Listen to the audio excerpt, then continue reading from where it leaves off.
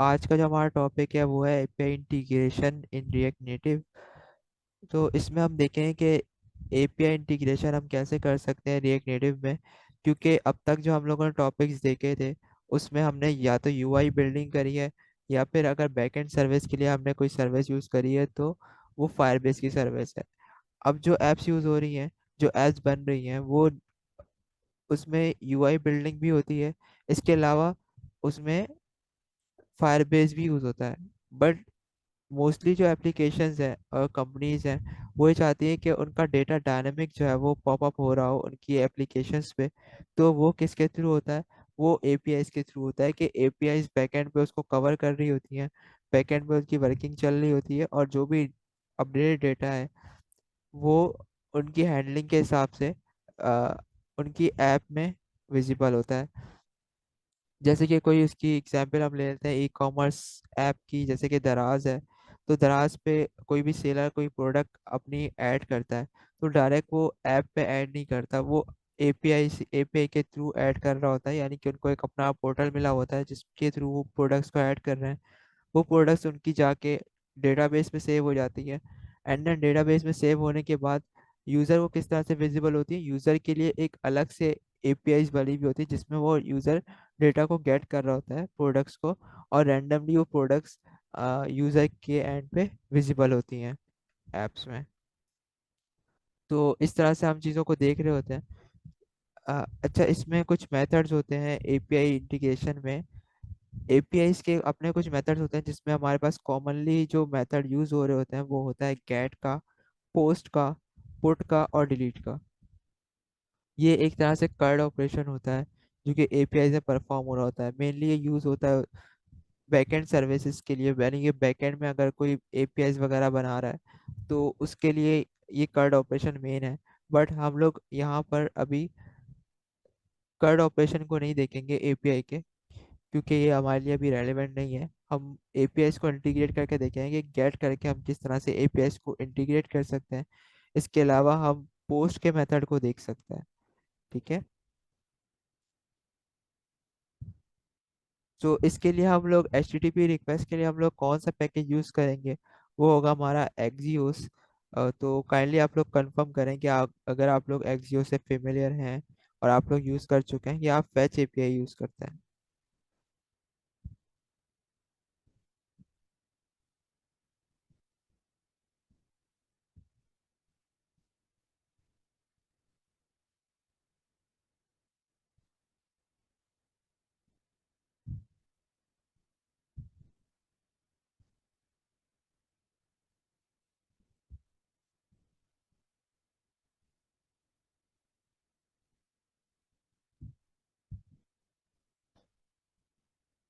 अच्छा, इंट्रो में देख लेते हैं कि एक्सियोस क्या होता है। एक्सियोस असल में एक एचटीटीपी क्लाइंट रिक्वेस्ट को हैंडल करने के लिए हमारे पास एक टूल है। जैसे कि हमारे पास फैच एपीआई है। फैच एपीआई क्या करता है? फैच एपीआई ये करता है कि एपीआई को हिट करता है, एचटीटीपी रिक्वेस्ट को हिट करता है, और जो डेटा है वो हमें ला के दे रहा होता है जेसन फॉर्मेट में। फिर हम उसको ऑब्वियसली कन्वर्ट कर रहे होते हैं अपने यूज केस के हिसाब से। इसी तरह से एक्सियोस भी सम लाइक इसी तरह से वर्क करता है, बट इसमें इसमें डिफरेंस ये होता है कि ये बहुत हैंडी है और इसमें कुछ प्री डिफाइंड मेथड्स हैं जिसको हम लोग यूज़ करते हुए इस पे अपनी फंक्शनैलिटीज को परफॉर्म कर रहे होते हैं, जो भी टास्क है उनको परफॉर्म कर रहे होते हैं। ये जो एक्सियोस है, ये एक्सियोस सिर्फ फ्रंट एंड पे यूज़ नहीं होता, ये बैक एंड पे भी यूज़ हो सकता है, नोड जेएस पे भी यूज़ हो सकता है, और डिफरेंट प्लेटफॉर्म के लिए भी ये यूज़ हो सकता है।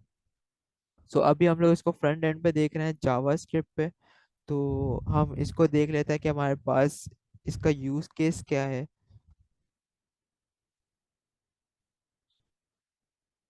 सबसे पहले ऑब्वियसली हमें पैकेज को इंस्टॉल करना होता है। पैकेज को इंस्टॉल करने के लिए ऐसी कमांड होती है npm इंस्टॉल एक्सियोस या yarn add एक्सियोस।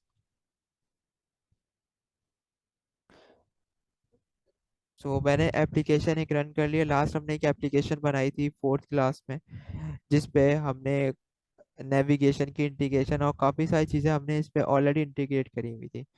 तो मैंने उसी एप्लीकेशन को रन कर लिया है। उसी एप्लीकेशन को हम आगे लेके चलेंगे, क्योंकि इसमें हमारी नेविगेशन वगैरह सारी हैंडल हुई हुई है। पैकेज को इंस्टॉल कर लेते हैं, यान एड एक्सियोस।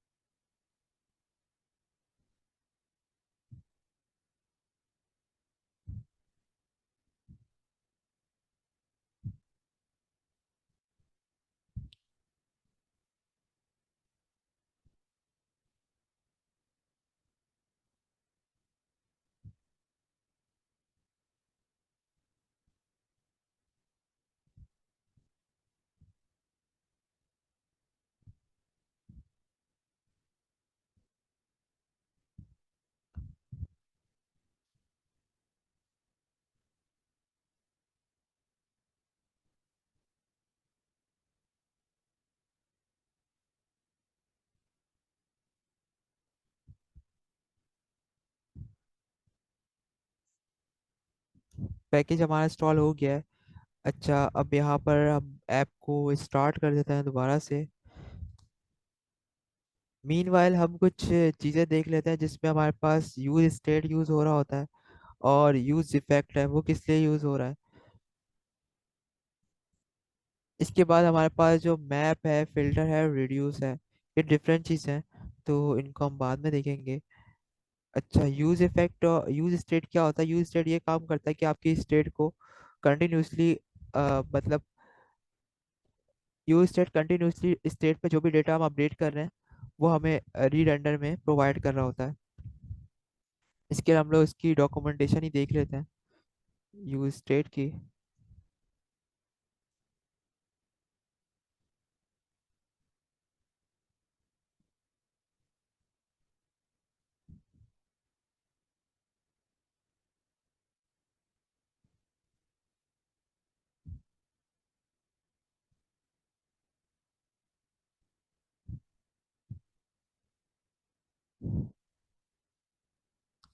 यूज स्टेट की एग्जांपल में यहाँ पे इन्होंने बताया हुआ है कि एक इन्होंने स्टेट बनाई हुई है यूज स्टेट, जिसपे हमें दो पैरामीटर्स मिल रहे हैं। एक पैरामीटर है हमारे पास सेट का, और एक पैरामीटर है हमारे पास काउंट का। ये काउंट जो है वो एक तरह से हमारा वेरिएबल है, जो कि हमें जो करंट वैल्यू है वो प्रोवाइड कर रहा होता है, जो भी हमारे स्टेट में सेव हुई भी है। अभी फॉर एग्जाम्पल हमारे स्टेट में, मैं इसको जूम कर लेता हूँ। अभी करंट स्टेट पे हमारे पास वैल्यू सेट हुई भी है वो जीरो है। तो जो हमें इस वेरिएबल में वैल्यू मिल रही होगी वो जीरो मिल रही होगी। इसके बाद जो पैरामीटर है दूसरा, वो है सेट काउंट का। ये सेट काउंट जो है वो हमारा स्टेट को अपडेट करने के लिए होता है, कि हम अपडेट किस तरह से कर सकते हैं। इसके पैरामीटर में जब हम लोग काउंट पास करते हैं, कोई भी नंबर पास करते हैं सेट करने के लिए, और वो हमारी स्टेट में जाकर सेट हो जाता है। जो प्रीवियस काउंट है उसको वो ओवरराइड कर देता है, यानी कि जो प्रीवियस वैल्यू उसको वो ओवरराइड कर देता है। ये जो भी फंक्शनलिटी आपने यहाँ पे परफॉर्म करी हुई है उसकी बेस पे ये उसको ओवरराइड करके न्यू वैल्यू को सेव करवा देता है। अब फॉर एग्जाम्पल हमारे पास करंट वैल्यू जीरो है, जीरो प्लस वन हमने यहाँ पे सेव करवाया स्टेट में। तो अब हमारे पास जो करंट वैल्यू यानी कि काउंट हमें मिल रहा होगा वो वन मिल रहा होगा। और सेट काउंट हमारे पास स्टिल एक फंक्शन है, जो कि हमारे पास स्टेट को सेट करवाने के लिए, स्टेट में डेटा को सेट करवाने के लिए होता है। सो इसी तरह से वर्क करता है कि रियल टाइम पे हमें जो भी अपडेट्स हैं वो मिल रही होती हैं। फॉर एग्जांपल यहाँ पर हमारे पास बूलियन चल रहा है, और इसके बेस पे हमने कोई कंपोनेंट रेंडर करवाया हुआ है कि अगर यहाँ पे हमारे पास ये स्टेट, यानी कि ये वाली स्टेट रेंडर कंपोनेंट वाली स्टेट फॉल्स है, तो हमारे पास ये कंपोनेंट रेंडर होगा। अदरवाइज ये कंपोनेंट रेंडर ना हो। तो इसी तरह से जैसे ही हम लोग बटन के क्लिक पे यहाँ पर स्टेट को चेंज करवाते हैं और इसकी बूलियन वैल्यू को फॉल्स टू ट्रू करवाते हैं, देन ये हमारा कंपोनेंट जो है वो रेंडर हो जाता है। तो ये समहाउ इस तरह से वर्क कर रहा होता है। आगे चल के हम लोग एपीआई इंटीग्रेशन में भी इस चीज़ को देखेंगे। नेक्स्ट हमारे पास है यूज इफेक्ट।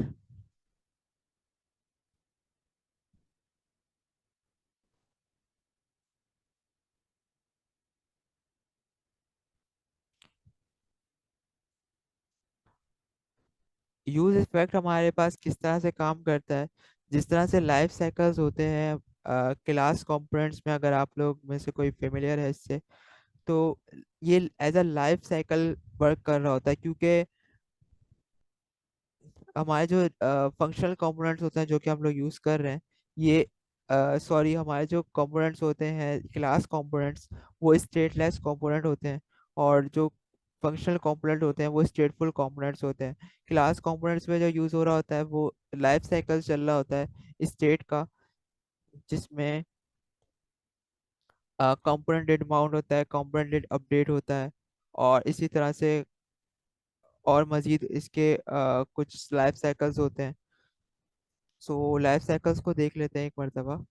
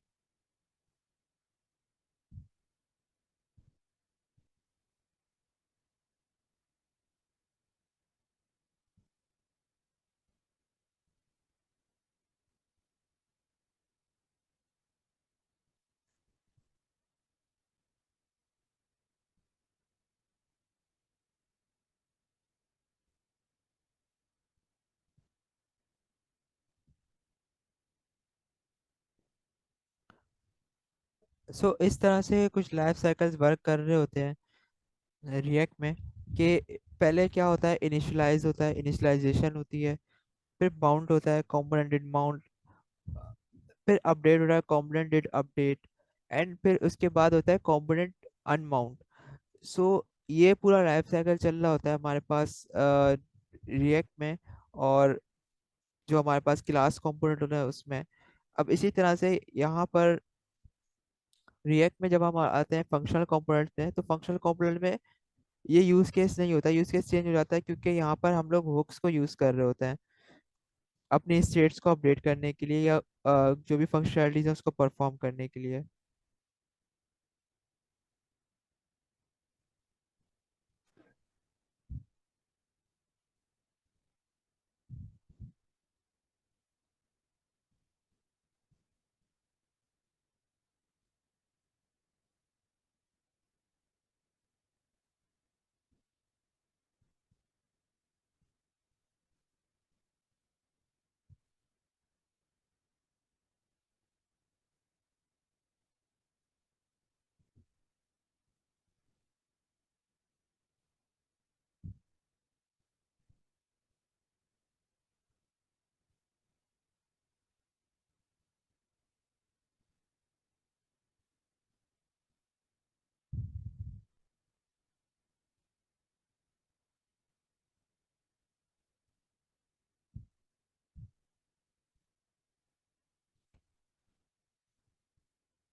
ऑलराइट। सो यहाँ पर क्योंकि हम लोग अभी फंक्शनल कंपोनेंट यूज कर रहे हैं, तो फंक्शनल कंपोनेंट स्टेटलेस कंपोनेंट्स होते हैं। तो इसमें ये लाइफ साइकिल इस तरह से वर्क नहीं करते। बट यहाँ पर हम लोग यू हुक्स को यूज कर रहे होते हैं, तो हुक्स के थ्रू हम इन चीज़ों को हैंडल कर रहे होते हैं। यहाँ पर जिस तरह से हमारे पास, मैं इसको जूम कर लेता हूँ, यूज इफेक्ट है। यूज इफेक्ट क्या काम करता है कि यूज इफेक्ट जब भी हमारा कंपोनेंट चलेगा तो वो हमारे पास यहाँ पे वर्क करता है। अब इसके इनसाइड हमने कोई फंक्शनैलिटी परफॉर्म करी भी है या कोई डेटा परफॉर्म किया हुआ है, जैसे कि यहाँ पर हम लोग सेट काउंट पास कर देते हैं कि सेट काउंट यहाँ पर जैसे ही हमारा कंपोनेंट रेंडर हो वो सेट काउंट हमारा 2 कर दे। तो हम यहाँ पे सेट काउंट 2 करवा देते हैं। इसको मैं कॉपी कर लेता हूँ।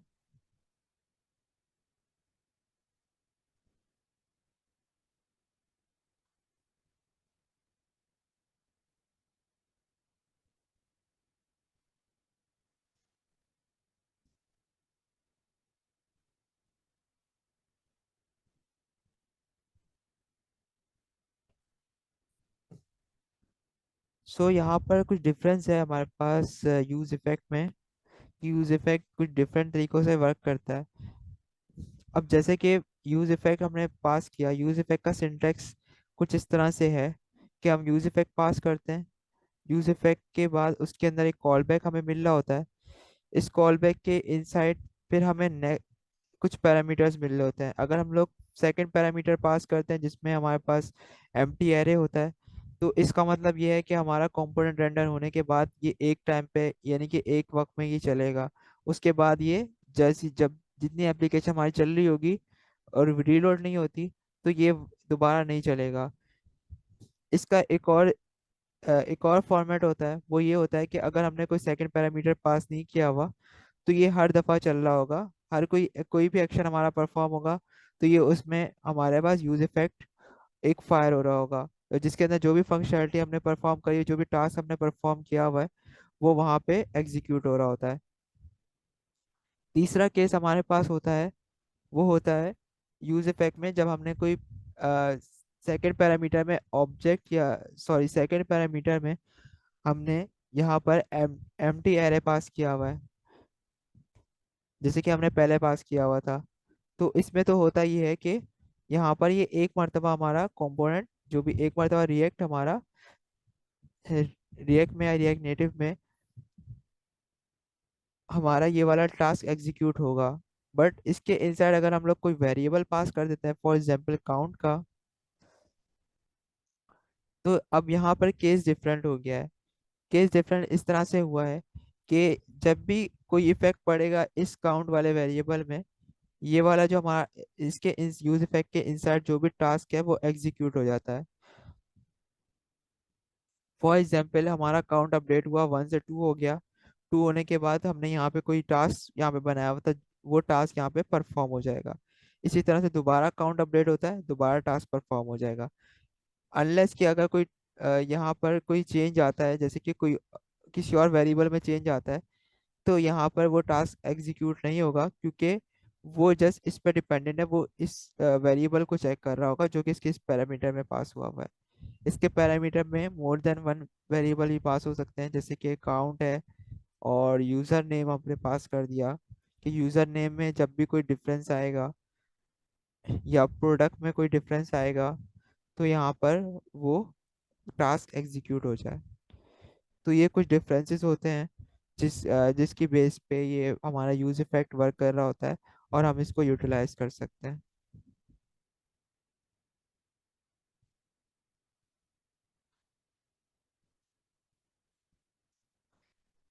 इसके अलावा मैप है, हमारे पास फिल्टर है और रिड्यूस है।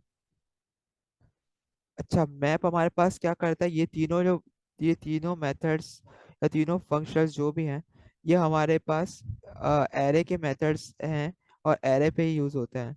फॉर एग्जांपल हमने एरे बनाया हुआ है लेट।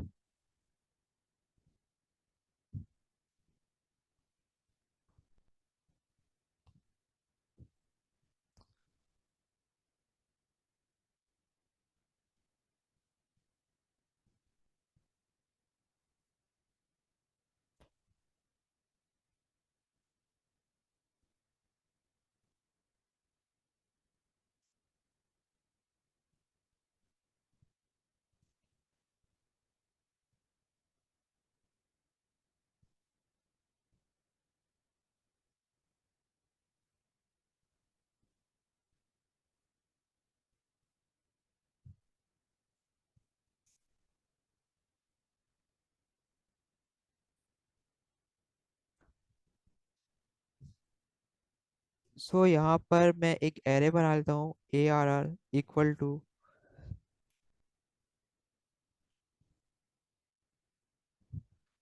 1 2 3 4 एंड 5। ये सब नंबर्स हैं। मैप क्या काम करता है, मैप हमें न्यू एरे रिटर्न करता है। सो इसमें हम लोग इसको यूज़ करते हुए यहाँ पे कंपोनेंट्स को रेंडर करवा रहे होते हैं अपने रिएक्ट नेटिव में और रिएक्ट पे। सो यहाँ पर मैप हम बना लेते हैं, ARR डॉट मैप, हमें मैप का फंक्शन मिल जाएगा। और इसके इंसाइड कॉल बैक मिल रहा होता है, कॉल बैक में हम एलिम पास कर देते हैं और इसके इंसाइड टेक्स्ट। टेक्स्ट के इनसाइड अब क्या होता है, यहाँ पे मैप चल रहा है। मैप चलने के बाद यहाँ पे जो हमें पैरामीटर मिल रहा है एक एलएम का, या कि यानी कि हम ई पास कर देते हैं। सो यहाँ पर हमें एक इंडेक्स मिल रहा होगा, दोबारा लूप चलेगा तो हमें दूसरा इंडेक्स मिल रहा होगा, दोबारा चलेगा तो हमें तीसरा मिल रहा होगा, एंड देन चौथा। सो यहाँ पर ये हमारा फंक्शन कॉल होगा और हमें एक कंपोनेंट को रिटर्न करेगा।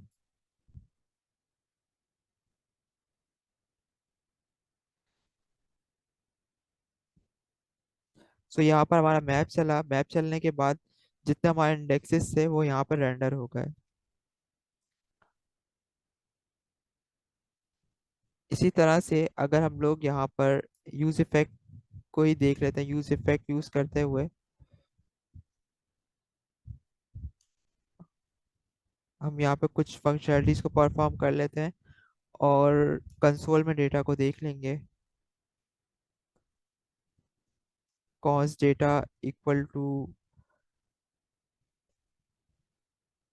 ARR dot filter. अच्छा, फिल्टर क्या वर्क करता है, फिल्टर ये करता है कि आपका जो भी डेटा है वो आपकी कंडीशन से अगर मैच हो रहा है, इनसाइड जो कंडीशन आपने पास करी हुई है, तो वो वही ऑब्जेक्ट्स आपको रिटर्न कर रहा होता है या वही इंडेक्सेस आपको रिटर्न कर रहा होता है।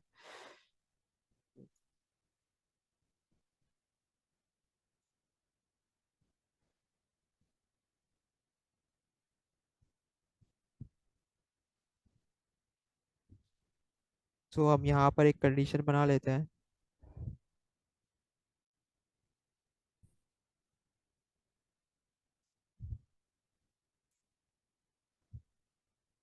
और डेटा को रिटर्न कर लेते हैं यहाँ पर, और इसके बाद हम कंसोल लॉग चलाते हैं। यूज इफेक्ट हमारे पास इंपोर्ट नहीं हुआ, बस को इंपोर्ट कर लेते हैं रिएक्ट से।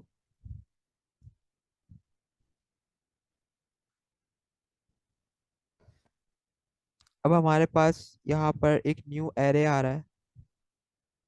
ये एरे हमारे पास फिल्टर के बाद बन के आ रहा है, फिल्टर के बाद इस तरह से बन के आ रहा है कि 2 और 4। हमारे पास वैल्यूज तो 1 से लेके 5 तक है, 3 भी पास कर देता हूँ यहाँ पर। 1 से लेके 5 तक है, बट यहाँ पे सिर्फ दो ही वैल्यू आ रही है। वो इसलिए आ रही है क्योंकि यहाँ पर जो कंडीशन मैच हो रही है हमारी, वो सिर्फ दो कंडीशंस मैच हो रही है मॉड्यूलस के साथ, कि index modulus two triple equal to 0। अगर ये कंडीशन मैच होती है किसी भी इंडेक्स के साथ, वो हमारा इंडेक्स रिटर्न होके यहाँ पे सेव हो जाएगा। तो इसी तरह से 1 मैच नहीं हुआ क्योंकि 1 में हमारा रिमाइंडर 1 ही बचता है, 2 में रिमाइंडर हमारा 0 था, 3 में हमारा रिमाइंडर 1 था, 4 में हमारा रिमाइंडर 0 था। तो ये मैच हो गई कंडीशन, एंड 5 में हमारा रिमाइंडर 1 था। सो अगर हम कंडीशन को चेंज करके 1 करते हैं तो हमारे पास 3 इंडेक्सेस यहाँ पे रिटर्न होने चाहिए। तो यहाँ पे हमारे पास 3 इंडेक्सेस आ रहे हैं, 1 3 एंड 5। तो यहाँ पर फिल्टर हमारे पास इस तरह से ही वर्क कर रहा होता है कि जो कंडीशन हमने यहाँ पे इसके इनसाइड पास करी हुई है पैरामीटर में, वो कंडीशन जो भी जहाँ पे मैच होती है या जहाँ पे भी कंडीशन वो ट्रू होती है, तो वो इंडेक्सेस को रिटर्न करता है। बाकी जो इंडेक्सेस है उसको वो फिर स्किप कर देता है। सो ये था हमारा फिल्टर। इसी तरह से हम मैप को भी देख लेते हैं, मैप का हमारा न्यू एरे किस तरह से हमें मिल रहा होता है।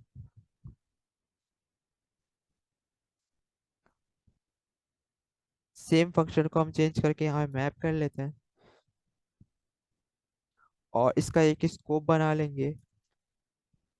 यहाँ पे रिटर्न कीवर्ड हमें पास करना होता है, क्योंकि पहले हम जो रिटर्न कर रहे हैं वो डायरेक्ट रिटर्न कर रहे थे, लेकिन अगर हमने कोई पैरामीटर्स ओपन करे हैं तो हमें उसको रिटर्न करना होता है, अदरवाइज हमारी वैल्यूज रिटर्न नहीं होती हैं, हमें at the end empty array मिल रहा होता है।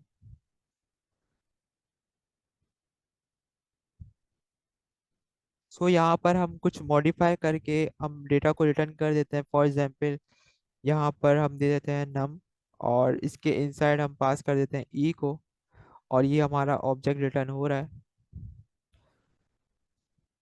सो यहाँ पर मैप में हमने इस तरह से कुछ मॉडिफाई करके एरे को रिटर्न किया है, यानी कि एरे के इनसाइड हमने एक ऑब्जेक्ट बना के रिटर्न किया है। ऑब्जेक्ट के इनसाइड हमने हर इंडेक्स को एक की पास कर दी है और एक वैल्यू पास करके एक ऑब्जेक्ट बना के रिटर्न किया है।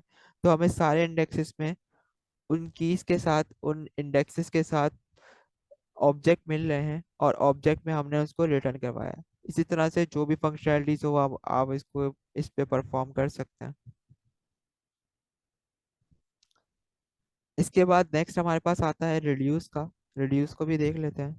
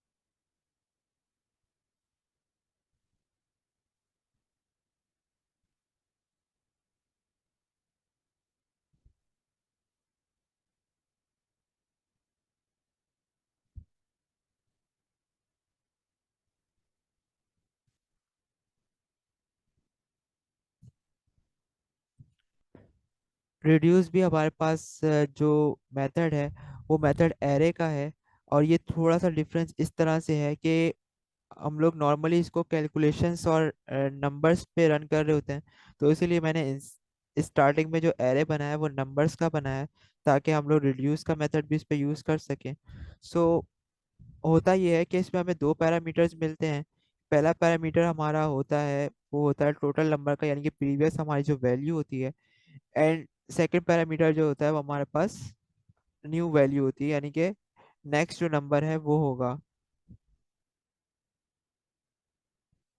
अगर हमें पूरा टोटल करना है, फॉर एग्जाम्पल हमें टोटल करना होगा इन सब नंबर्स को, कि इन सब नंबर्स का सम क्या आएगा, तो यहाँ पर हमें रिटर्न करना होता है टोटल। मैंने प्लस कर दिया नम, तो ये हमें रिटर्न करेगा टोटल ओवरऑल रिजल्ट 15। सो ये किस तरह से वर्क कर रहा है, ये इस तरह से वर्क कर रहा होता है कि हमें इसमें प्रीवियस वैल्यू मिल रही है। फॉर एग्जांपल एक दफ़ा हमारा मैप चला है यहाँ पर, यानी कि एक दफ़ा हमारा लूप चला है। लूप चलने के बाद हमें एक वैल्यू मिली, वो वैल्यू में हमने कुछ एक्शंस परफॉर्म करे। फॉर एग्जांपल स्टार्टिंग वैल्यू इसकी ज़ीरो है, क्योंकि फर्स्ट इंडेक्स पे मैप चल रहा है, यानी कि फर्स्ट इंडेक्स में हमारा लूप चल रहा है। तो स्टार्टिंग में इसकी वैल्यू ज़ीरो है, ज़ीरो, और फिर हमने इस पे प्लस नम कर दिया, यानी कि वन। तो अब इसकी वैल्यू क्या हो गई, वन हो गई।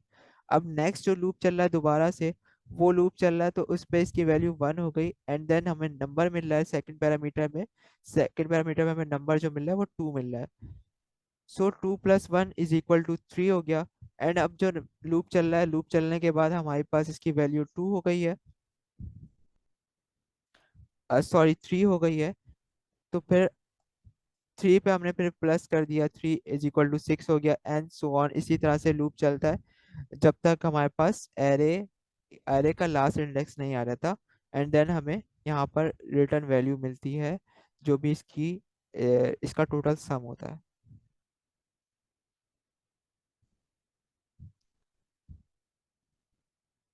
आई थिंक हम इन चीज़ों को देख चुके हैं, जो भी हमारी कुछ बेसिक्स थी। हम आगे बढ़ते हैं। मैं इसका सिंटैक्स थोड़ा सा कॉपी करके एक फाइल बना के रख लेता हूँ यूटिल्स के अंदर।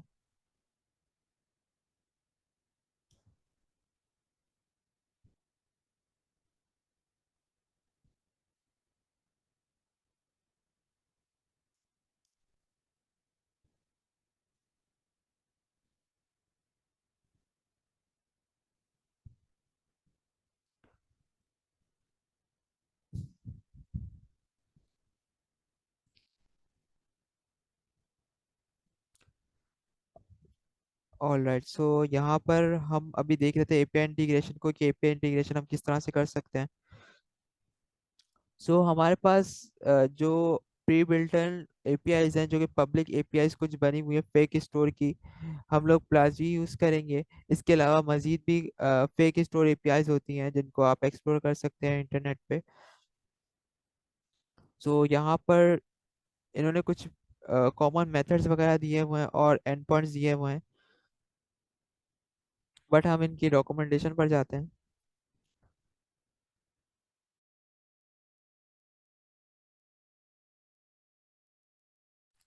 डॉक्यूमेंटेशन पे जाने के बाद यहाँ पर इन्होंने कुछ इंट्रोडक्शन दिया हुआ है इसका। इंट्रोडक्शन के बाद इन्होंने बताया हुआ है कि इनके पास कौन कौन से एंड पॉइंट्स अवेलेबल हैं और कौन कौन से फीचर्स अवेलेबल हैं एपीआईज में, जिसमें पैजिनेशन है, ऑथ विद जेडब्ल्यूटी है, ऑथेंटिकेशन को भी आप इससे यूज़ कर सकते हैं, अपलोड फाइल को भी यूज़ कर सकते हैं, फिल्टर कैटेगरी का भी ऑप्शन है। इसके अलावा यूज़र क्रिएट का भी ऑप्शन है, और यूज़र ऑलरेडी एग्जिस्ट करते हैं उनका भी ऑप्शन है कि वो किस तरह से एग्जिस्ट कर रहे हैं उनको देखने के लिए। कर्ड ऑपरेशन परफॉर्म हो सकता है इस पे, और पोस्टमैन की कलेक्शन वगैरह भी आपको मिल जाती है, एंड कुछ मज़ीद चीज़ें। सो हम यहाँ पर आके प्रोडक्ट्स को देखते हैं, और हम कोशिश करेंगे हम कैटेगरीज और प्रोडक्ट्स को दोनों को देख लें यहाँ पर। अब एक चीज़ हमें यहाँ पर देखनी है, वो ये कि सब एपीआईज के एंड पॉइंट्स पे कॉमन क्या है। सो हमारे पास जो कॉमन चल रहा है वही दिख रहा है कि हमारे पास API/V1 तक सब चीज़ें कॉमन चल रही हैं, और आगे जाके एंड पॉइंट्स चेंज हो रहे हैं। तो करना हमें ये होगा कि बेस यूआरएल हमें बनाने के लिए, कि हमें बार बार एक ही यूआरएल को कॉपी पेस्ट ना करना पड़े हर जगह।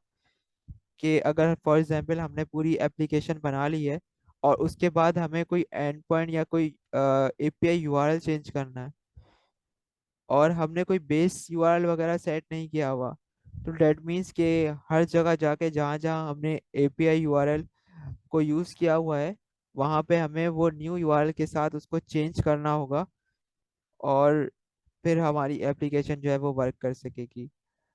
और अगर कहीं पे आप मिस कर देते हैं, तो वहाँ पे आपके पास इश्यूज आ सकते हैं एप्लीकेशंस में, जिसकी वजह से हम लोग अभी बेस यूआरएल को देखेंगे कि बेस यूआरएल हम किस तरह से क्रिएट करते हैं। सबसे पहले हम यहाँ पे फोल्डर स्ट्रक्चर को देख लेंगे। फोल्डर स्ट्रक्चर हम लोग किस तरह से बना रहे होते हैं। फाइल स्ट्रक्चर, बेहतर फाइल स्ट्रक्चर यही होता है कि आपके जो भी फाइल्स हैं, जो भी काम आप रेलिवेंट वर्क कर रहे हैं, वो उसी से रिलेटेड उसी फोल्डर और फाइल के इनसाइड हो, जो आप फंक्शनैलिटीज और जो भी वर्क आप कर रहे हैं इसमें। फिलहाल हम लोग एक कॉन्फ़िग बना रहे हैं, लाइक के हम कॉन्फ़िगरेशन कर रहे हैं। हमें बेस यूआरएल बनाना है, तो एक कॉन्फ़िग का फोल्डर बना लेंगे यहाँ पर। कॉन्फ़िग के फोल्डर के इनसाइड हम बना लेंगे एक्सियोस इंस्टेंस,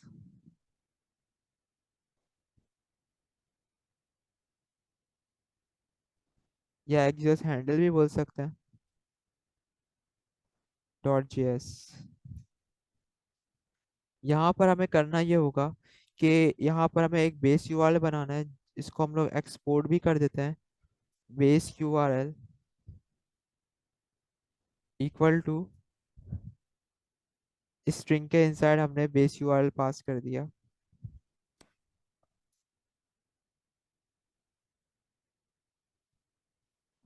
अब यहाँ पर हमें एक इंस्टेंस बनाना होगा एक्सियोस का। तो इंस्टेंस बना लेते हैं, const Axios instance equal to Axios import कर लेते हैं डॉट क्रिएट। ये इसका एक मेथड है क्रिएट करने का बेस यूआरएल, जिससे आप लोग बेस यूआरएल को क्रिएट कर सकते हैं, और जहाँ जहाँ आपको अपनी एपीआई को ऐड करना है, एपीआई यूज करनी है, तो एंड पॉइंट लगा के वहाँ पे इसको यूज कर सकते हैं। क्रिएट के इंसाइड हमें पैरामीटर मिलता है, पैरामीटर के इंसाइड हमें एक ऑब्जेक्ट बनाना होता है, और यहाँ पर हम देंगे बेस यूआरएल। बेस यूआरएल के इंसाइड हम सेम बेस यूआरएल पास कर देंगे। तो ये हमारा एक इंस्टेंस बन गया। अब इसको एक दफ़ा टेस्ट कर लेते हैं कि किस तरह से वर्क कर रहा है। यहाँ पर हमारे पास ऑलरेडी एक स्क्रीन बनी हुई है, यानी कि नेविगेशन की कॉन्फ़िगरेशन हुई भी है। तो यहाँ पर यूज इफेक्ट में इसको चेक कर लेते हैं कि हमारे पास डेटा हमें मिल रहा है कि नहीं। जो हमने इंस्टेंस बनाया था उसको यूज हम किस तरह से कर सकते हैं। यूज हम उसको इस तरह से करेंगे कि सबसे पहले हमें इंपोर्ट करना है अपने एक्सियोस इंस्टेंस को। आई थिंक हमने इसको एक्सपोर्ट नहीं किया, हमें इसे एक्सपोर्ट करना होगा ताकि हमारे लिए एक्सेसिबल हो तमाम फाइल्स पे। इसके बाद आपको डॉट करना है, डॉट करने के बाद आपको इसके कुछ मेथड्स मिलते हैं। फॉर एग्जांपल हम गेट का मेथड यूज कर रहे हैं, हमने गेट पास किया, एंड देन इसके पैरामीटर में हमें एंड पॉइंट पास करना होगा, जिस एंड पॉइंट को हम लोग हिट कर रहे हैं। सो हमें अभी ज़्यादा प्रोडक्ट्स नहीं चाहिए, हम इस वाले एंड पॉइंट को हिट कर लेते हैं, स्लैश प्रोडक्ट स्लैश 4। तो यहाँ पर हमें स्लैश प्रोडक्ट स्लैश 4 मिल जाएगा, यानी कि हमारा जो भी यूआरएल है वो हमारा कंप्लीट यूआरएल बन जाएगा। जैसे कि यहाँ पे इन्होंने डिफाइन किया हुआ है, इसी तरह हमारा कंप्लीट यूआरएल बन जाएगा, एपीआई और पूरा एंड पॉइंट हमारा बेस यूआरएल के साथ।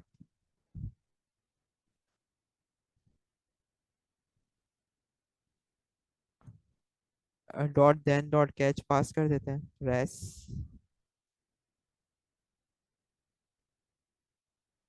लॉक कर लेते हैं, कंसोल डॉट लॉक।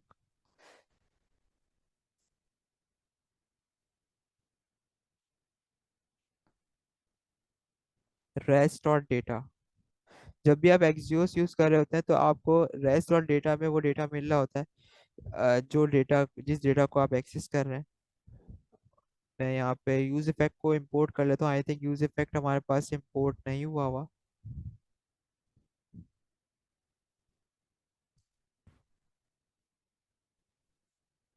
सेव करते हैं, सेव करने के बाद देखते हैं हमारे पास डेटा हमें मिला कि नहीं।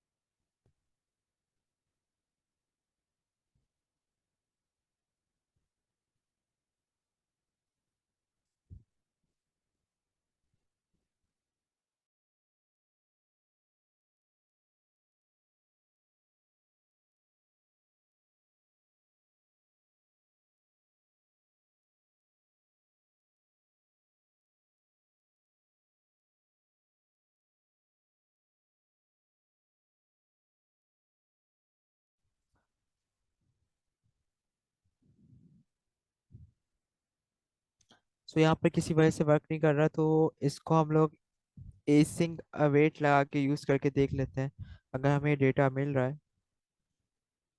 Const data is equal to await,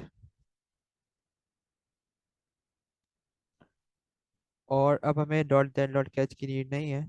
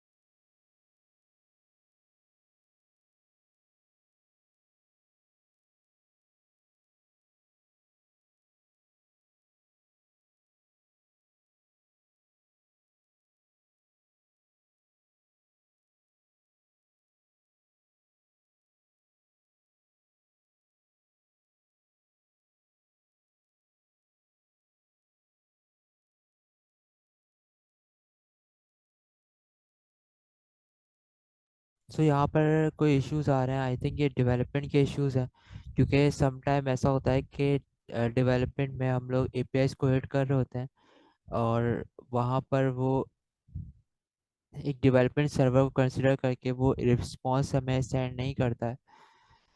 इसको देख लेते हैं कि क्या इशू है।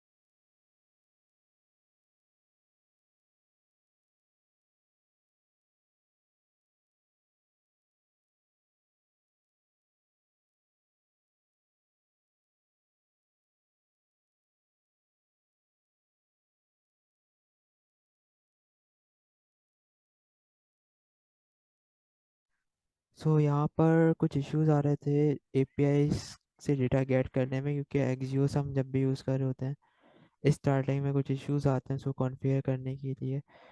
बट अभी यहाँ पर डेटा आ रहा है।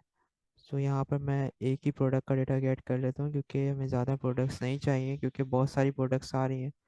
बाकी आगे हम इसको लिमिटेड कर देंगे। तो यहाँ पे एक प्रोडक्ट का डेटा आ रहा है, इसको मैं डेटा डॉट डेटा कर देता हूँ, या इसको रिस्पॉन्स कर देते हैं, रिस्पॉन्स। और यहाँ पर इसको कर देते हैं रिस्पॉन्स डॉट डेटा। तो हमें डायरेक्टली यहाँ पे डेटा मिल रहा होगा।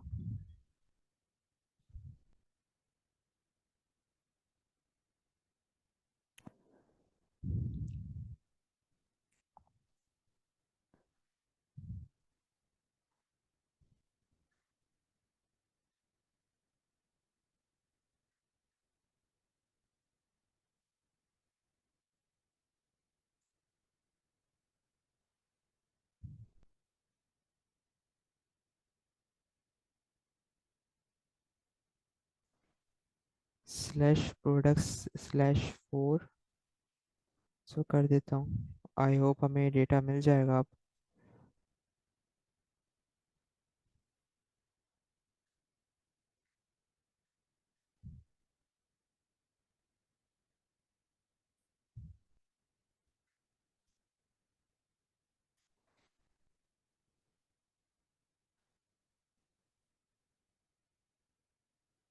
जो हमारी बिल्ड डिप्लॉय डेवलपमेंट में चल रही होती है, तो एक्सियोस से कुछ इश्यूज आते हैं कि वो एक्सियोस नॉर्मल जो वर्क कर रहा होता है वो डिप्लॉयमेंट के बाद करता है।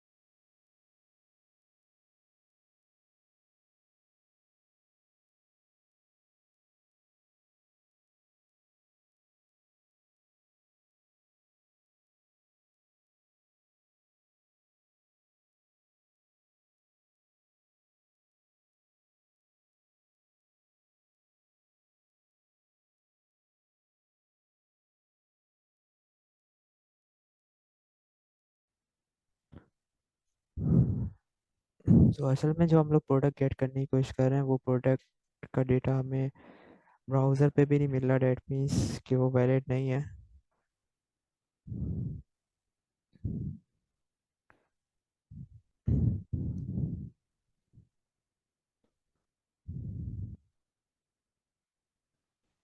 एक करेक्ट, कुछ भी प्रोडक्ट हमारे पास हो तो हम उसका डेटा गेट कर लेते हैं और फिर आगे बढ़ते हैं।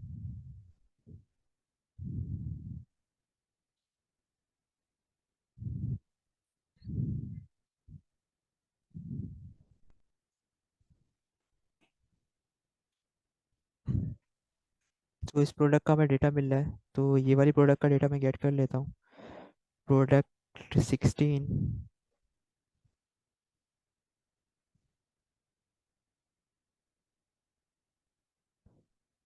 और इसको गेट कर लेते हैं। आई होप डेटा हमें मिल जाएगा।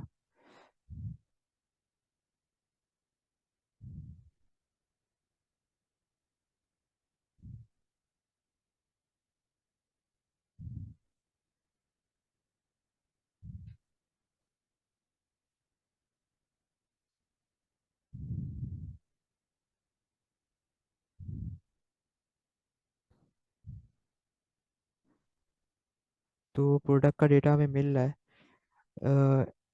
इट्स मीन कि हम लोग इसको एपीआई को अपने फ्रंट एंड पे इंटीग्रेट कर सकते हैं।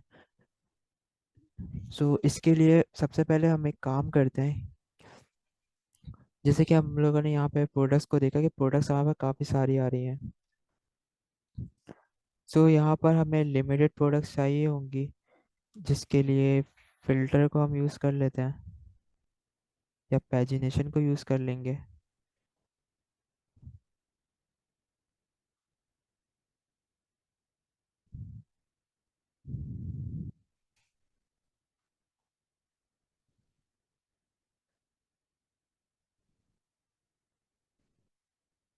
यहाँ पर हमें मिल गया है कि हम पैजिनेशन किस तरह से यूज़ कर सकते हैं।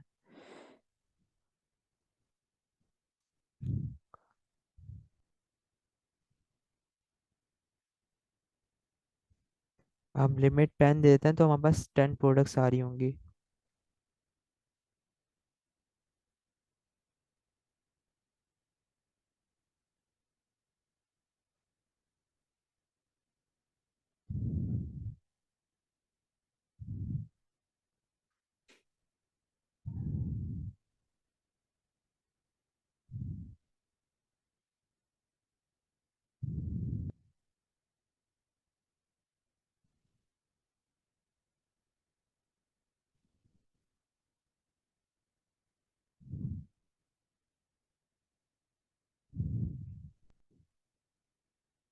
तो इस क्वेरी के साथ हमारे पास 10 प्रोडक्ट्स आ रही हैं। तो पहले प्रोडक्ट्स को गेट कर लेते हैं, फिर यहीं पे हम इसको रेंडर करवा देंगे अपनी होम स्क्रीन पे। सबसे पहले यहाँ पर हम बना लेते हैं एक यूज स्टेट।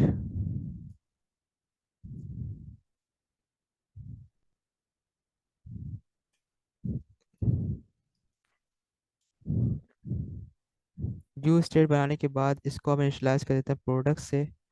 प्रोडक्ट्स और सेट प्रोडक्ट्स, और इसमें अभी हमारे पास एम्प्टी एरे होगा।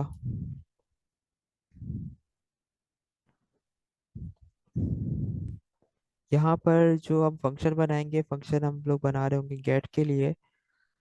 सो गेट प्रोडक्ट के लिए यहाँ पे फंक्शन बना लेते हैं, get products const get products equal to इस एरो फंक्शन।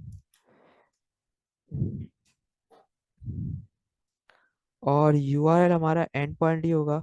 हम लेंगे यहाँ से स्लैश प्रोडक्ट से लेके एंड तक। बाकी की हमें नीड नहीं है, इसको हटा देते हैं।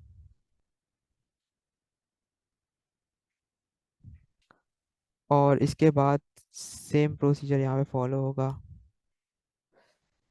हमारा फंक्शन जो है वो एसिंग फंक्शन होगा। इसको कराने के लिए हमें यूज इफेक्ट यूज करना होगा। यूज इफेक्ट हम इसलिए यूज करेंगे कि जैसी एप्लीकेशन हमारी रेंडर हो, यानी कि इस पेज पर आए, यूज इफेक्ट के थ्रू ये डेटा कॉल हो जाए और डेटा हमारे फ्लड प्रोडक्ट्स में सेव हो जाए।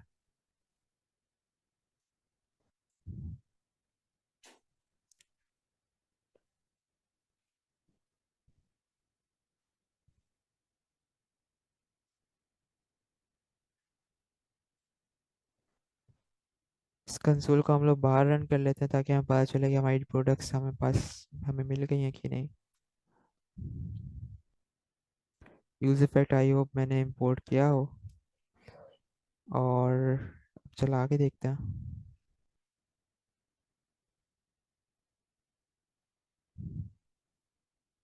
यूज स्टेट इंपोर्ट नहीं है।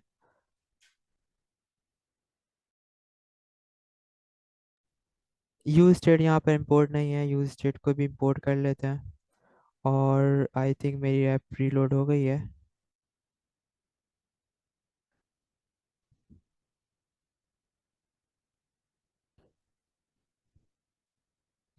Navigation handles not defined, that means हमने इसको कमेंट कर दिया है।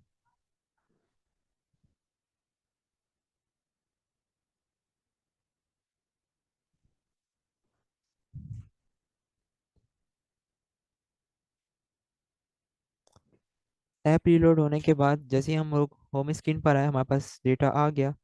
डेटा आने के बाद कुछ चीज़ें यहाँ पर आ रही हैं। सिर्फ एक ऑब्जेक्ट को हम यहाँ पर कॉपी कर लेते हैं ताकि इसके अकॉर्डिंग यूआई बिल्ड कर सकें।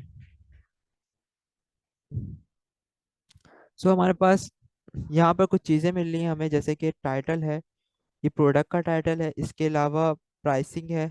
प्राइसिंग के अलावा हमारे पास थोड़ी सी डिस्क्रिप्शन है, इमेजेस हैं, और इसके अलावा कैटेगरीज।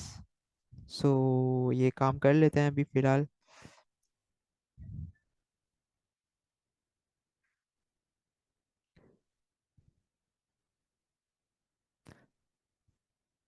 इस कंटेंट को मैं कमेंट कर लेता हूँ, अगर हमें नीड होती है तो हम इस कंटेंट को भी देख लेंगे। अभी एक बेस बना लेते हैं एक प्रोडक्ट कार्ड की। स्टाइल दे देंगे इसको इनलाइन स्टाइल। और इनलाइन स्टाइल देने के बाद पैडिंग वर्टिकल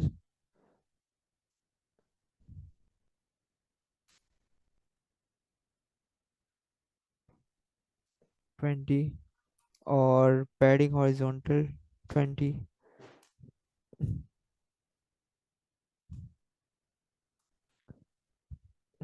एंड इसके इंसाइड हम कार्ड्स बना रहे होंगे।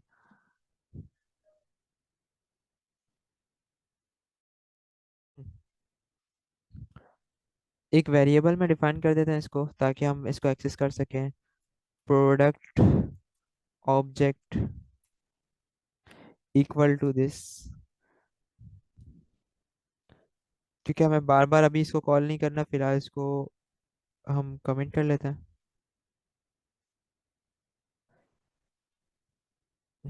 प्रोडक्ट कार्ड बना रहे हैं। प्रोडक्ट कार्ड के लिए पहले हम बनाते हैं व्यू। व्यू के इनसाइड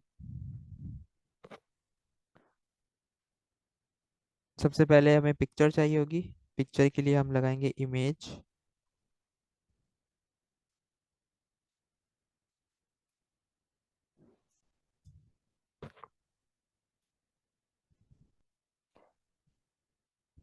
इमेज हमारी सेल्फ क्लोजिंग होती है तो इसको सेल्फ क्लोजिंग बना देंगे। सोर्स इमेज इंपोर्ट करनी होगी। सोर्स पास करना है, सोर्स में यूआरआई होगा।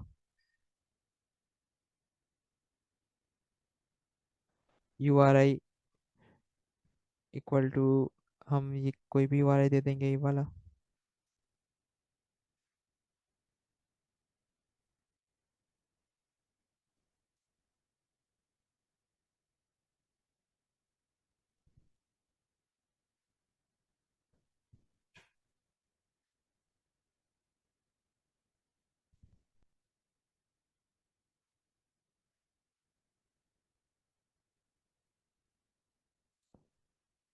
इमेज शो नहीं हो रही, डेट मीन्स कि हमने रिसाइज मोड वगैरह पास नहीं किया है।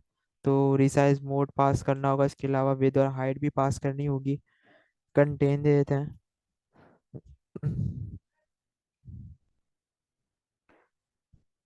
विद और हाइट भी पास करनी होगी, विद और हाइट भी पास कर देते हैं। विद हम देते हैं 200 एंड हाइट भी 200।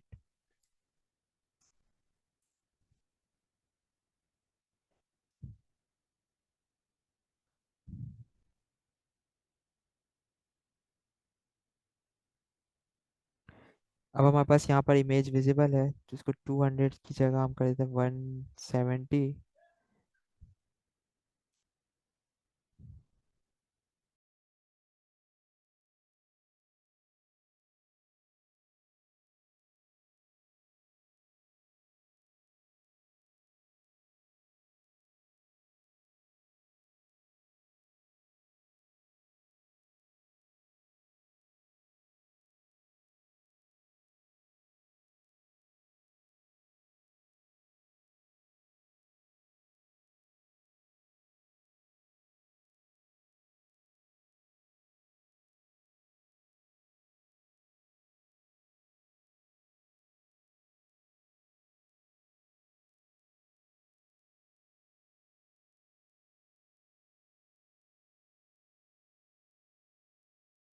और इसी के साथ यहाँ पर होगा टाइटल और डिस्क्रिप्शन वगैरह।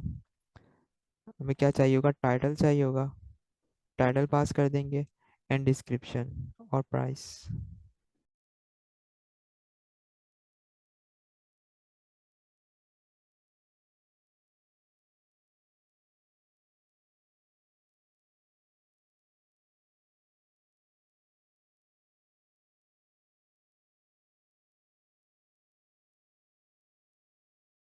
टाइटल को भी स्टाइल दे देते हैं यहाँ पर। टाइटल के लिए फ़ॉन्ट साइज हम देते हैं 15।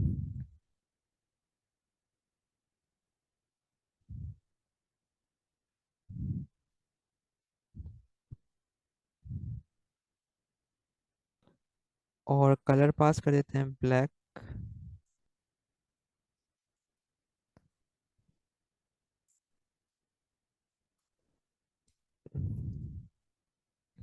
फ़ॉन्ट वेट हमारा बोल्ड हो जाएगा।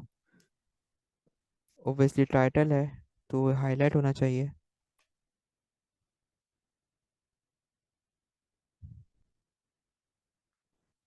इसमें हमारे पास एक और प्रॉप्स हमें मिलता है, टेक्स्ट पे नंबर ऑफ लाइन। तो नंबर ऑफ लाइन हम कर देते हैं 1, ताकि ये एक ही लाइन में रहे हमारा टेक्स्ट, और इसके बाद हम मज़ीद चीज़ें इसमें पुट कर सकें। इसके अलावा क्या है, कैटेगरी है। कैटेगरी में हम कैटेगरी पास कर देंगे इलेक्ट्रॉनिक्स।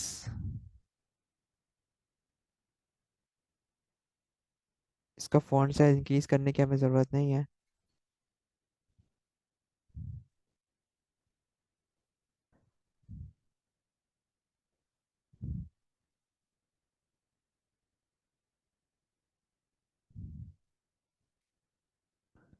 और प्राइस हमें देना होगा। सो इसके लिए एक ही कंटेनर हम बना लेते हैं, व्यू। लेफ्ट हैंड पे हमारे पास प्राइसिंग आ जाएगी, और राइट हैंड पे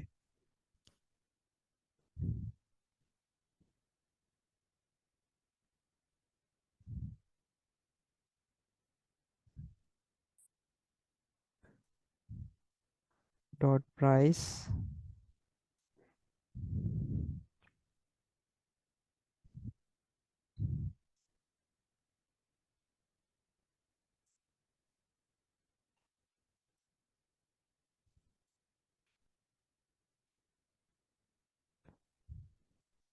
डायरेक्शन रॉ दे देते हैं।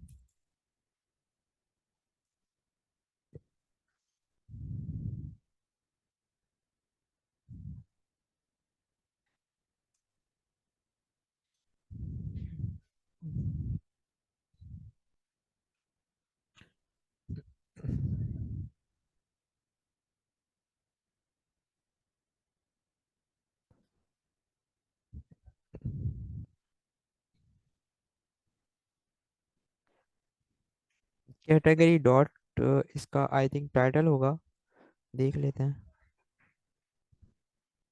Category dot name.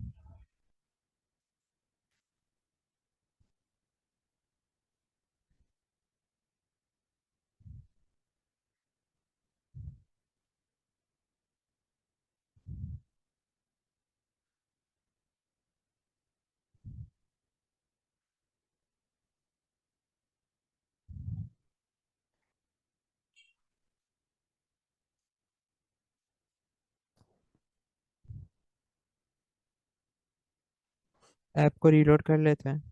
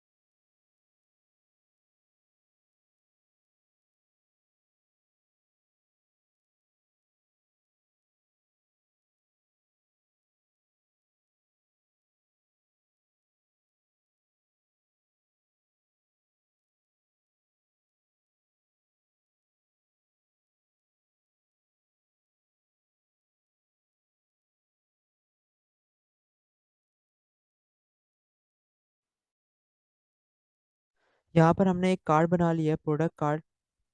अब हमें करना ये है कि इसको रेंडर करना होगा। रेंडर करने के लिए हमारे पास डेटा होना चाहिए। सो डेटा को गेट कर लेते हैं यहाँ से, और चेक करते हैं अगर डेटा है तो इसके बाद हमारा ये प्रोडक्ट रेंडर हो जाए। सबसे पहले मैप यूज़ कर लेंगे, डॉट मैप।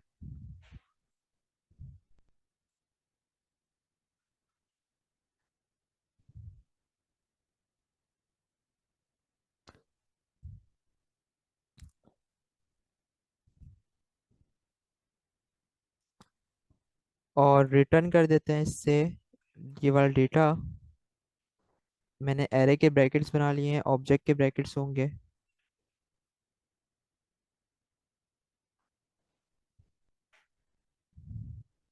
अब यहाँ से डिस्ट्रक्चर कर लेते हैं डेटा को, जो भी हमारा डेटा आ रहा होगा, और ताकि ये इसके इनसाइड एक्सेसिबल हो।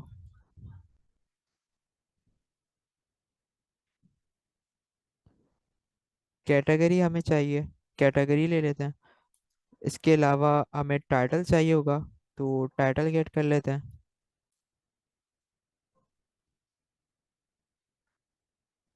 टाइटल गेट करने के बाद हमें प्राइस चाहिए होगा, प्राइस हम गेट कर लेते हैं।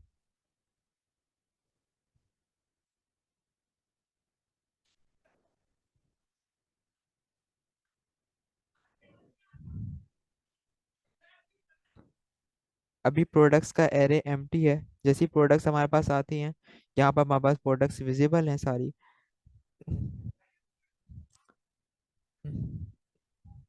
अब यहाँ पे इस तरह से दिख रहा है क्योंकि हमने यहाँ पर स्क्रॉल व्यू नहीं लगाया। हमें स्क्रॉल व्यू लगाना है ताकि हम प्रोडक्ट्स को देख सकें। स्क्रॉल व्यू,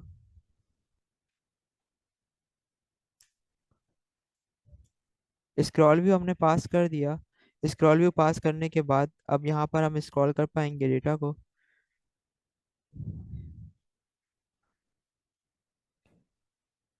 इसको हम स्क्रॉल व्यू में हॉरिजॉन्टल दे देते हैं।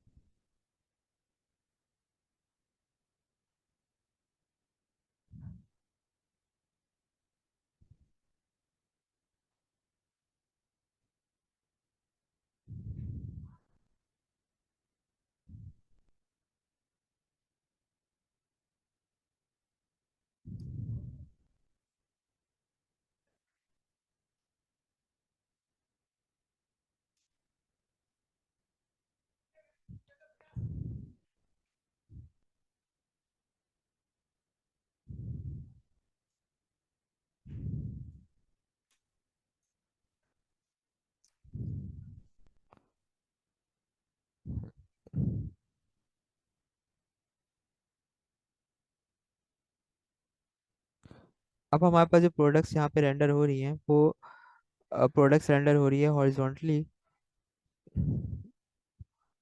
और स्क्रॉल भी हमारे पास हॉरिजॉन्टल चल रहा है।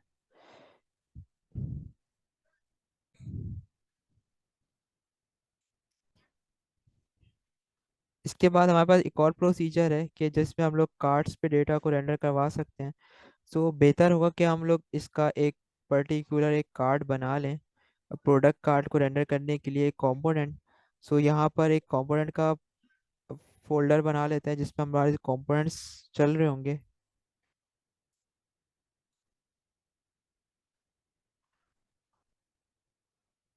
कंपोनेंट्स के फोल्डर के इनसाइड हमारे पास होगा प्रोडक्ट कार्ड,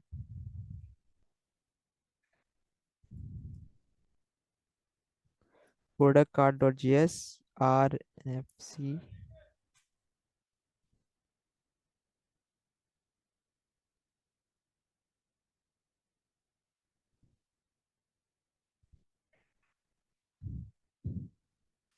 सेम डेटा यहाँ पे पास कर देते हैं, और जो इसके इंपोर्ट्स हैं वो इंपोर्ट हम कर देते हैं।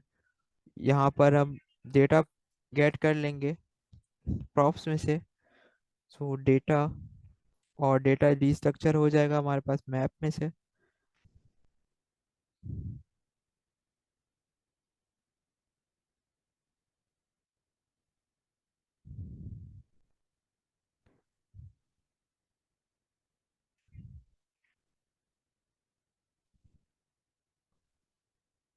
अब ये कंपोनेंट वहाँ पे हम रेंडर कर लेते हैं जहाँ पे हमने ये सारा काम किया हुआ था।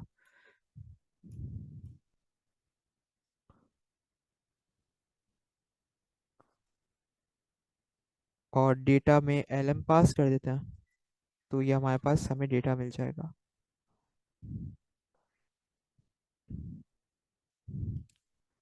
यहाँ पर तो हमारा काम हो गया कि जिस पे हम लोग डेटा को रेंडर करवाए थे मैप के थ्रू।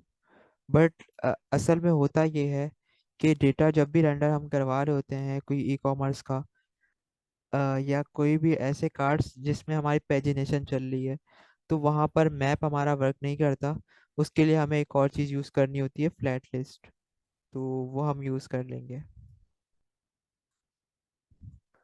और फ्लैट लिस्ट जब भी हम यूज़ कर रहे हैं तो फ्लैट लिस्ट के साथ हमारा स्क्रॉल व्यू नहीं चलता, क्योंकि उसके अंदर बाय डिफ़ॉल्ट उसका स्क्रॉल जो है वो वर्क कर रहा होता है, और उसकी फंक्शनैलिटीज़ को हमें हैंडल करना होता है। सबसे पहले हम फ्लैट लिस्ट को यहाँ पे देख लेते हैं फ्लैट लिस्ट कैसे वर्क करती है। इसके अलावा आपके पास ऑल लिस्ट भी होती हैं फ्लैट लिस्ट के अलावा।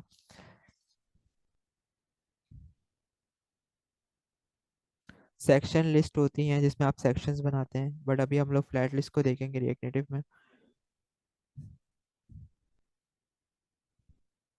इसका सिंटेक्स भी हमें यहाँ पे मिल जाएगा।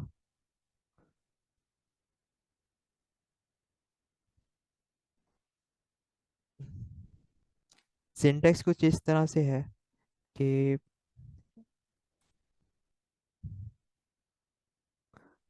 सबसे पहले तो हमें फ्लैट लिस्ट को इंपोर्ट करना होता है। इंपोर्ट करने के बाद यहाँ पर हमें पास किया हुआ डेटा डेटा हमें पास करना होता है, जिसमें हम लोग पास कर देते हैं प्रोडक्ट्स।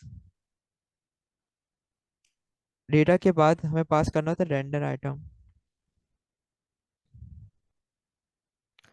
ये की एक्सट्रैक्टर होता है, की एक्सट्रैक्टर हम एज इट इज रहने देते हैं रेंडर आइटम। रेंडर आइटम में हमें कॉल बैक मिल जाता है, तो वो हम कॉल बैक यहाँ पे पास कर देते हैं।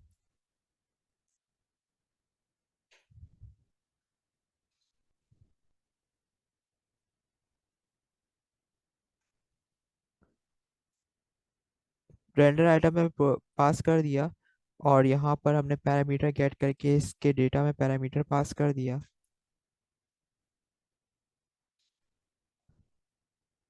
एक्स्ट्रा डेटा को हम फिलहाल इग्नोर करते हैं, और फ्लैट लिस्ट आई थिंक हमारी इंपोर्ट हुई भी है। चेक करते हैं हमारा डेटा चल रहा है कि नहीं।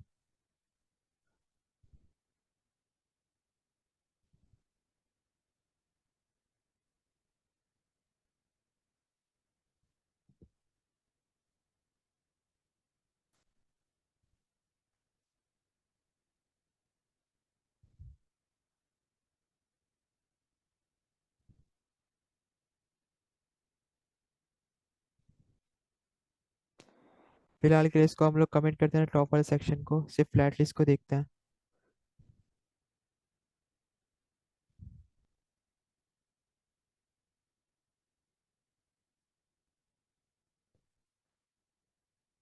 फ्लैट लिस्ट में कुछ इश्यूज आ रहे हैं। आई थिंक हमने डेटा सही पास नहीं किया है।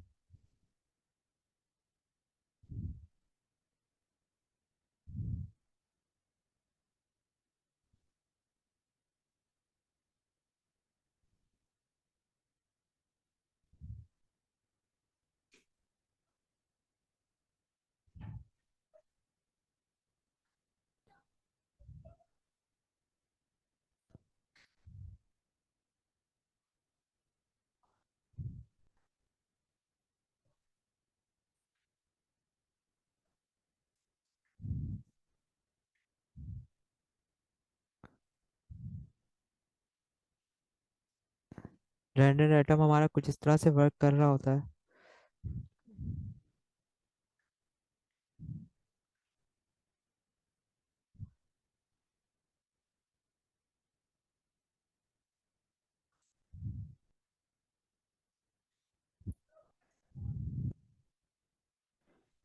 आइटम के इनसाइड हमें डेटा मिल रहा होता है, हमें डेटा इस तरह से पास करना है। बाकी इंडेक्स और इन चीज़ों को हम इग्नोर करते हैं।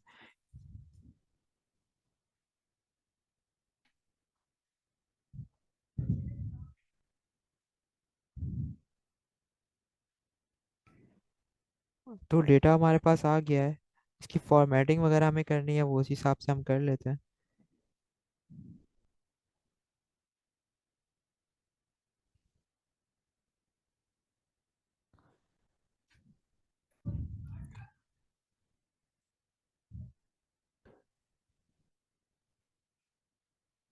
कुछ गैप पास कर देते हैं। इसके अलावा इसमें एक और फंक्शन होता है हमारे पास, नंबर ऑफ कॉलम्स। तो 2 कॉलम्स दे देते हैं।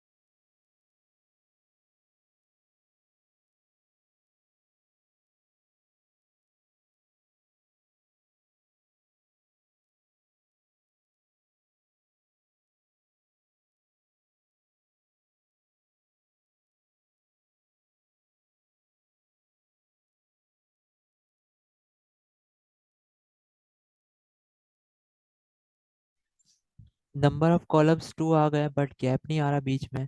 तो कंटेनर स्टाइल होता है हमारा, कंटेनर स्टाइल में हम दे सकते हैं गैप।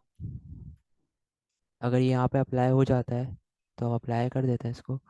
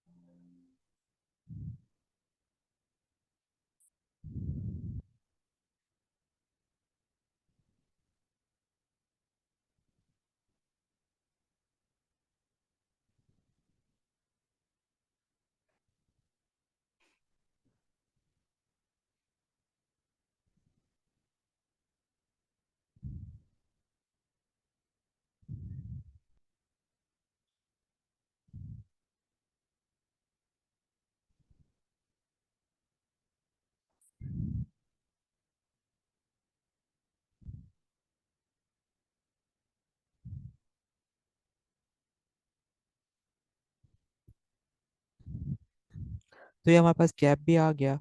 अब इसके बाद अगर हम प्रोडक्ट्स को बढ़ा लेते हैं थोड़ा सा, तो यहाँ पर हमारे पास प्रोडक्ट भी इंक्रीज होनी चाहिए। मैं इस ऐप को रीलोड कर लेता हूँ।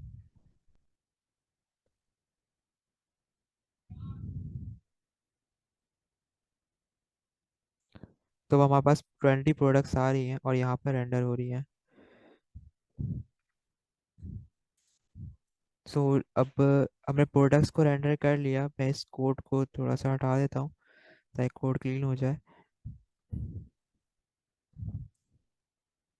अब एक और चीज़ हमने देखनी थी, वो ये कि हम ऐप में आइकन किस तरह से लगाते हैं, एंड देन उसकी लास्ट में हम बिल्ड बना के अ, उसको चेक करते हैं बिल्ड हम किस तरह से अपने मोबाइल में इंस्टॉल कर सकते हैं। ऐप आइकन बनाने के लिए सिंपल प्रोसीजर है। आप गूगल पे जाएंगे और लिखेंगे ऐप आइकन क्रिएटर या जनरेटर।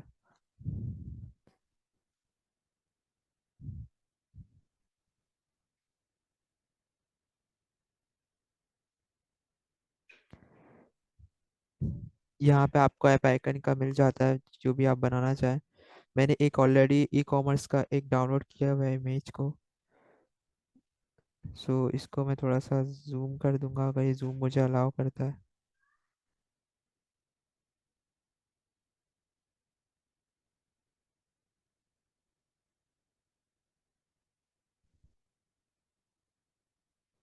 और जस्ट हम इसको करेंगे डाउनलोड।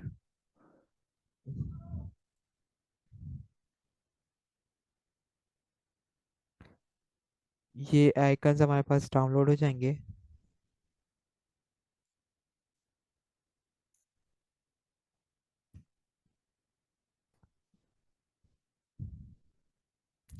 आइकन डाउनलोड होने के बाद हमें सबसे पहले यहाँ पर ऐप को बंद करना होगा, क्योंकि हमने अभी आइकन्स को कॉन्फ़िगर करना है। उसके लिए हम अपने प्रोजेक्ट पे चले जाते हैं।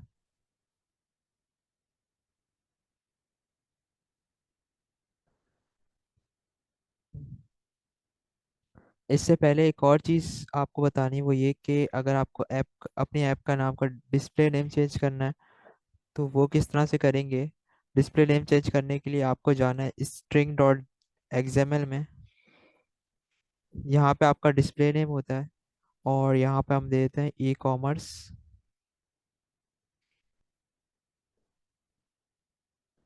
स्टोर। ये अब डिस्प्ले नेम चेंज हो गया।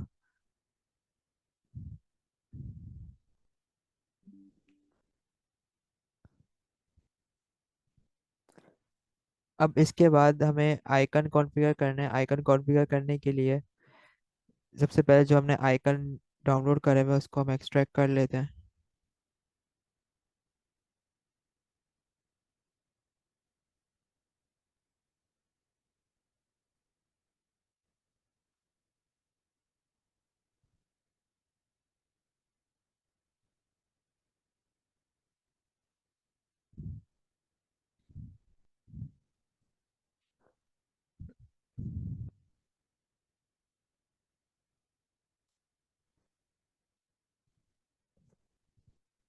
एक्सट्रैक्ट करने के बाद आपको कुछ इस तरह से फोल्डर मिल रहा होगा एंड्रॉयड का और आईओएस का। एंड्रॉयड पे जाना है। एंड्रॉयड पे जाने के बाद यहाँ पे कुछ साइजेस मिल रहे हैं, इन साइज को आपको कॉन्फ़िगर करना है।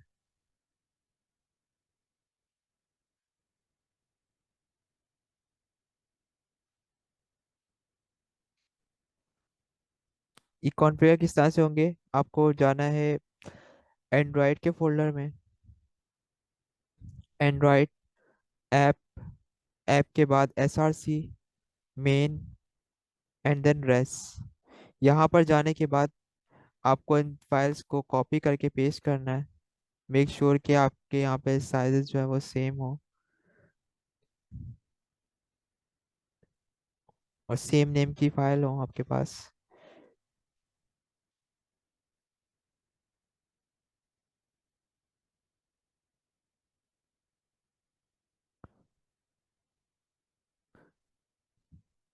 यहाँ से इसको कॉपी करेंगे सारे फोल्डर्स को जो जो इसके लिए रेलिवेंट है, और यहाँ पेस्ट करके रिप्लेस।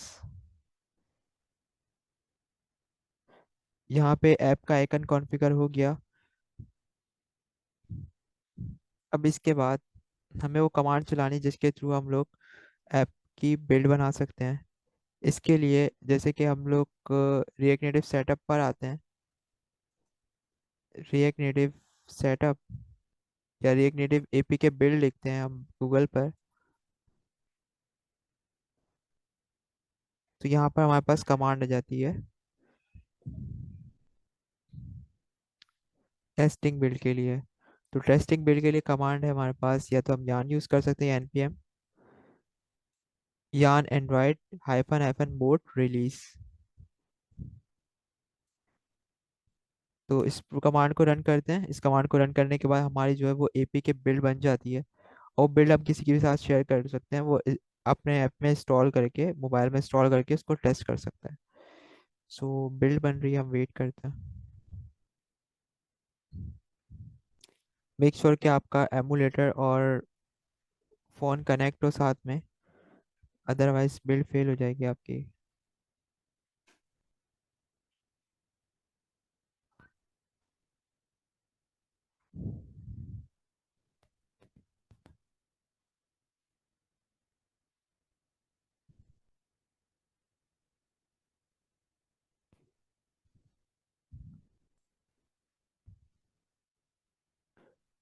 बस अभी 3 to 5 मिनट्स और होंगे, उसके बाद इंशाल्लाह हमारी बिल्ड बन जाएगी।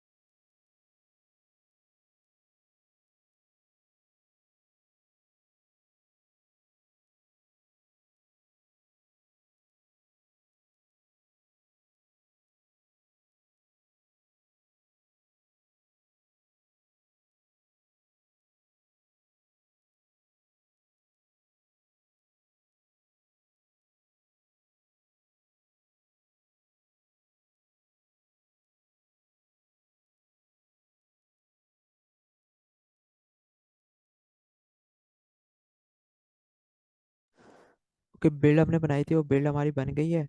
और इसको देख लेते हैं, आइकन हमने लगाया था और नेम चेंज किया था, कि वो भी दोनों भी चेंज हुए हैं कि नहीं।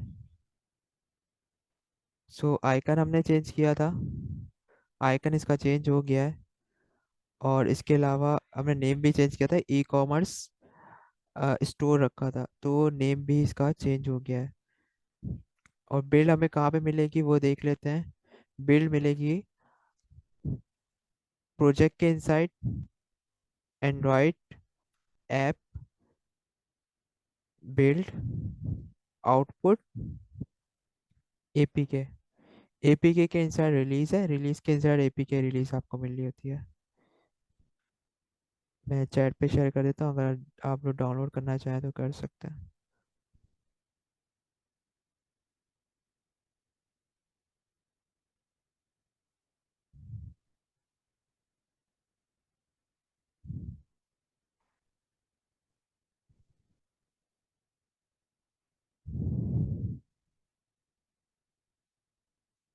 तो ये वाली एपीके बिल्ड आप डाउनलोड करके अपने मोबाइल में इंस्टॉल कर सकते हैं। तो ये वाली बिल्ड जो है वो आपकी मोबाइल में रन हो जाएगी। जो भी एप्लीकेशन आपको बनानी है वो इस तरह से बना के टेस्टिंग बिल्ड आप एपीके बना के शेयर कर सकते हैं क्लाइंट के साथ, और वो इसको इजीली टेस्ट कर सकते हैं अपने फ़ोन पे।